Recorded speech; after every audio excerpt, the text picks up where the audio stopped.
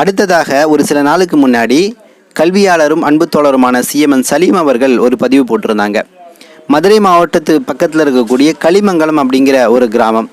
இந்த கிராமத்தில் பார்த்திங்கன்னா ஒரு 400லேருந்து 300 குடும்பங்கள் இருக்குது. அங்கே குழந்தைகள் நல்ல முறையில் படிச்சுட்டு இருக்கிறாங்க. இப்படிப்பட்ட குழந்தைகள் மத்தியில் தான் ஒரு சிறப்பான விஷயத்தை அங்கே இருக்கக்கூடிய ஜமாத்தார்கள், நலச்சங்கங்கள் வைத்து கொண்டிருக்கக்கூடியவர்கள், அறக்கட்டளை வைத்து கொண்டிருக்கக்கூடியவர்கள், நல்ல இளைஞர்கள், இவங்கெல்லாம் ஒன்று சேர்ந்து ஒரு அழகான ஒரு அற்புதமான இஸ்லாமிய சமூகத்திற்கு முன்னுதாரணமான ஒரு சம்பவத்தை செஞ்சு காட்டியிருக்கிறாங்க.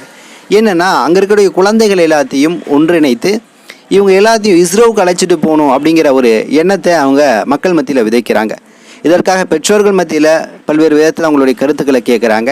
கேட்டு 2000லேருந்து 3000 செலவாகும் அப்படிங்கிற அந்த பட்ஜெட்டை கூட அவங்க ஓரளவு வசூல் பண்ணி கலெக்ட் பண்ணி மிச்ச பெற்றோர்களிடமும் உரிய விஷயத்தை சொல்லி இந்த குழந்தைகள் எல்லாத்தையும் ஒன்றிணைக்கிறாங்க. அதாவது 6வதுலேருந்து 12வது வரைக்கும் இவர்களை எல்லாத்தையும் ஒன்றாக இணைத்து மக்களுக்கு அதை புரிய வச்சு அந்த குழந்தைகள் எல்லாத்தையும் இஸ்ரோவுக்கு வாகனங்கள்லாம் ஏற்பாடு செஞ்சு நேரடியாக இஸ்ரோவுக்கு கூப்பிட்டு போகிறாங்க. இஸ்ரோவுக்கு போன பின்னாடி அங்கே இருக்கக்கூடிய அனைத்து விஷயங்களையும் இந்த குழந்தைகள் பார்க்குது. எப்படி ராக்கெட் ஏவுறாங்க, ராக்கெட்டுடைய விஷயங்கள் என்ன, அதோடைய அடிப்படை சாரம்சங்கள் என்ன அப்படின்னு சொல்லிட்டு விண்வெளி சார்ந்த ஸ்பேஸ் சார்ந்த பல்வேறு விஷயங்களை அவங்க படித்து தெரிஞ்சுக்கிறாங்க. பல்வேறு விதத்தில் அதை பார்க்குறாங்க. இது எல்லாத்தையும் முடிச்சுட்டு இறுதியாக ஒரு புத்தக கண்காட்சியை முடிச்சுட்டு ஊர் திரும்புகிறாங்க. ஸோ இதோட அந்த அறக்கட்டளை நிறுத்தலை. இப்படி ஊர் திரும்பி அந்த குழந்தைகள் இருக்காங்கல்ல, இந்த குழந்தைகள் மத்தியில் தான் ஒரு பரீட்சை வச்சுருக்கிறாங்க. அந்த பரீட்சை எது சம்மந்தமானா, நீங்கள் இஸ்ரோவில் என்னென்ன பார்த்தீங்களோ, என்னென்ன விஷயத்தை கற்றுக்கிட்டீங்களோ, தெரிஞ்சிங்களோ, அது எல்லாத்தையும் மையமாக வச்சு தான் நாங்கள் கொஸ்டின் பேப்பரை ரெடி பண்ணியிருக்கோம்னு சொல்லிட்டு அந்த குழந்தைகள் எல்லாத்துக்கும், அந்த மாணவ மாணவிகள் எல்லாத்துக்கும் பரீட்சை வச்சுருக்கிறாங்க. அந்த பரீட்சையில் பார்த்திங்கன்னா பல மாணவர்கள் கலந்து எழுதியிருக்கிறாங்க. அதில் முதல் பரிசு, 2ஆம் பரிசுன்னு சொல்லிட்டு, 3ஆம் பரிசுன்னு சொல்லிட்டு பல மாணவர்கள் பரிசும் வாங்கியிருக்கிறாங்க. ஸோ யோசிச்சு பாருங்களேன், எப்படிப்பட்ட ஒரு செயல். ஒரு ஊரில், ஒரு சின்ன கிராமத்தில் விண்வெளி சார்ந்த தேடலை நம்ம குழந்தைகளுக்கு கொடுக்கணும்.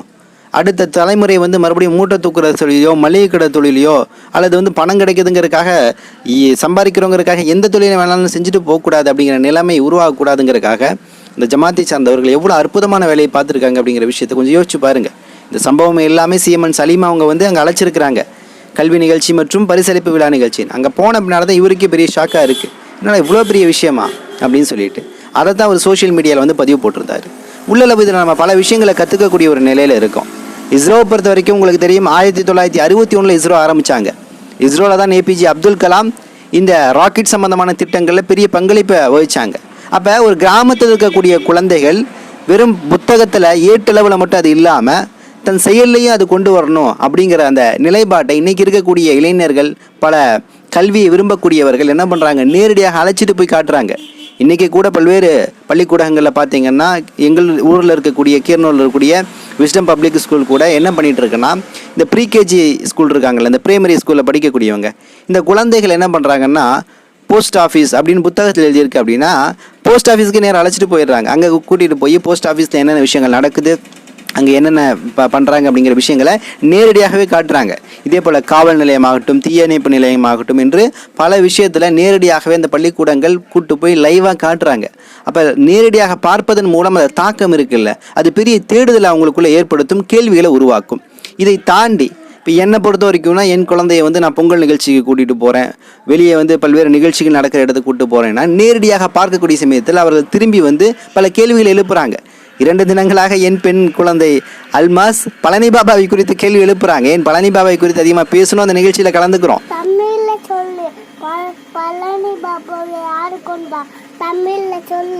பழனி பாபா 1997 ஜனவரி 28 அன்று பொள்ளாச்சியில் 6 பேர் கொண்ட கும்பல் செய்யப்பட்டார்.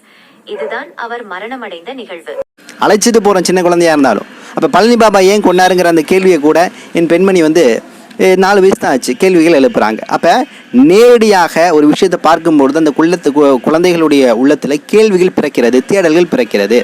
அப்போ இந்த களிமங்கலம் குழந்தைகள் எல்லாமே போயிட்டு வந்த பின்னாடி எவ்வளோ பெரிய கேள்விகள் பிறந்திருக்கும் யோசிச்சு பாருங்களேன். அந்த சூழலை எப்படி உருவாக்கி கொடுத்துருக்காங்க. போயிட்டு வந்த பின்னாடி அந்த ராக்கெட் எப்படி பறக்குது, விண்வெளி எப்படி இருக்கும், நட்சத்திரங்கள், கோள்கள், இந்த பிரபஞ்சம் எப்படி உருவாச்சு அப்படிங்கிற அந்த கேள்விகள் எல்லாமே உச்சபட்சமாக இறை சிந்தனையில் அவங்கள மூழ்க வைக்கும். சொல்லப்போனால் இது ஒரு இபாதத்தின் அடிப்படையில் இன்றைக்கி அந்த அமைப்பு அந்த ஏற்பாடு செய்த நபர்களுக்கு கூட தெரிஞ்சிருக்காது.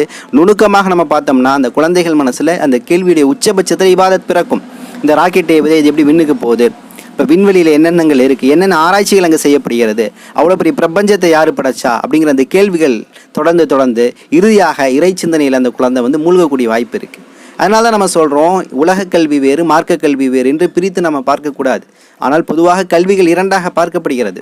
உதாரணத்துக்கு ஒருத்தர் ஆலிம் படிக்கிறாரு, ஹாஃபில் படிக்கிறாருன்னா அது வந்து மார்க்க கல்வி, இபாதத்து தொடர்புடைய கல்வி, தொழுகை, நோன்பு, ஜக்காத்து, ஹஜ், இன்னும் பிற அமல்கள் அனைத்துமே மார்க்க கல்வி. மருத்துவம் படிக்கிறது, இன்ஜினியர் படிக்கிறது, இது எல்லாமே உலக கல்வின்னு பிரிச்சிருக்கிறாங்க. ஆனால் ஒன்று புரிந்து கொள்ள வேண்டும், நாம் படிக்கக்கூடிய படிப்பு இபாதத்தாக மாறக்கூடிய சமயத்தில் அதுவும் மறுமைக்கான கல்வியாக தான் இருக்குது.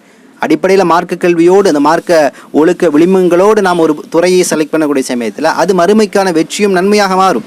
ஒரு குழந்தை மருத்துவம் படிக்குதுன்னு வைங்களே, மருத்துவம் படித்தோம்னா நாளைக்கு இந்த டிகிரி அல்லாட்ட போய் காட்ட முடியுமான்னு கேள்விகள் பயான்லாம் எழுப்புவாங்க.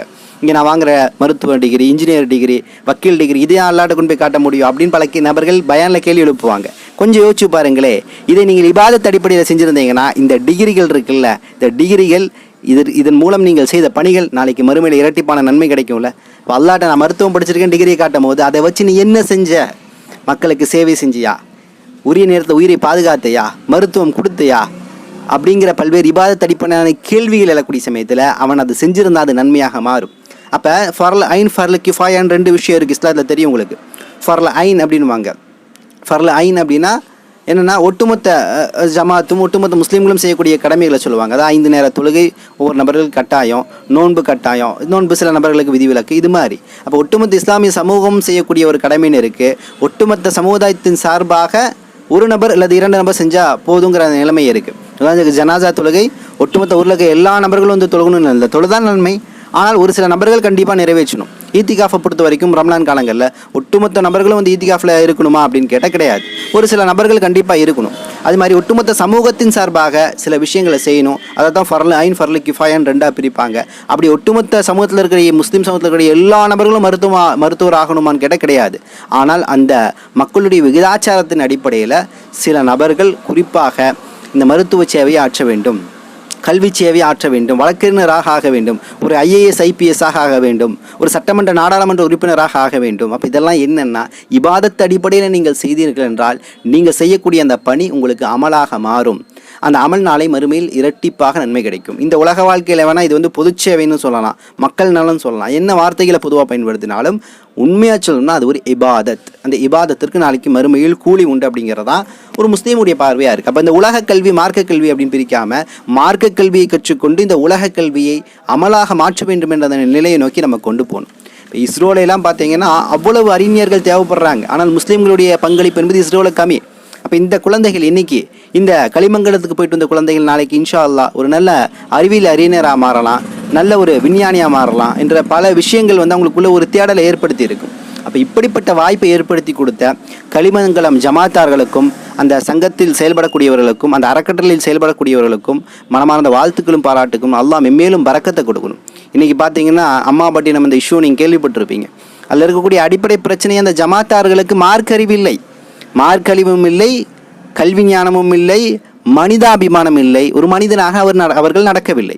அப்போ மார்க்கம் கற்றுக் கொடுத்த அடிப்படையில் ஒரு ஜமாத்தார்கள் இருந்தாங்க அப்படின்னா 5 நேரம் தொழுது அல்லாஹ் ரசூலுக்கு பயந்து அனைத்து சமுதாயத்தோடும் ஒன்றிணைந்து பயணிக்கக்கூடிய நிலையில் இருந்தாங்கன்னா அவர்கள் இந்த செயலில் ஈடுபடுவார்கள். அப்படிப்பட்ட ஒரு தமிழ்நாட்டிற்கேன்னு சொல்லலாம் ஒரு முன்னுதாரணமாக இருக்கக்கூடிய இன்றைக்கி ஜமாத்தாக இந்த களிமங்கலம் ஜமாத்தில் இருக்கக்கூடிய நபர்கள் இன்றைக்கி குழந்தைகளை இஸ்ரோக்கு அனுப்பியிருக்காங்கன்னா இன்ஷா அல்லாஹ் நாளைக்கு வெவ்வேறு தளங்களை நோக்கி போவாங்க. நாசா வரைக்கும் கூட இந்த குழந்தைகளை வந்து அனுப்பக்கூடிய அளவுக்கு இந்த குழந்தைகள் வளர்ந்து வரக்கூடிய வாய்ப்புகள் இருக்குது.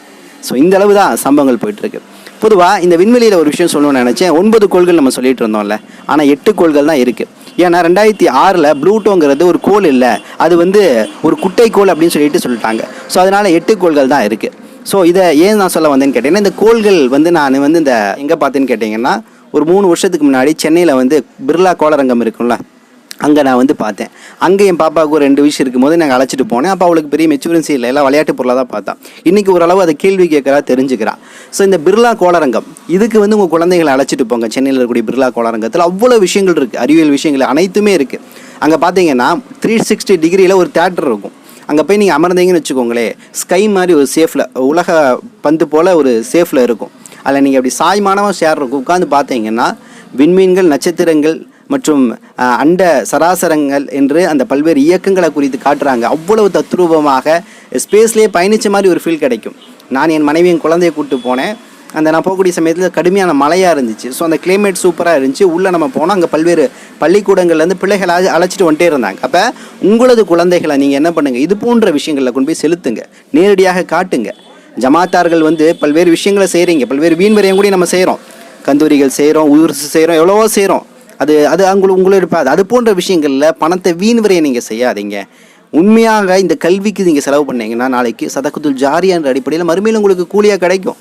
குழந்தைகளுடைய கல்விக்கு செலவு பண்ணுங்கள். அதை அவங்க கற்றுக்கொண்டு விவாதத்தின் அடிப்படையில் சேவைகள் செய்கிறார்கள் என்றால் அதோடைய கூலி நாளை மறுமையில் உங்களை நோக்கி வந்து கொண்டே இருக்கும். அதனால் பணத்தை வீண்வரையும் செய்யாமல் இது போன்ற நிலைகளை அனைத்து ஜமாத்தார்களும் உருவாக்கணும்.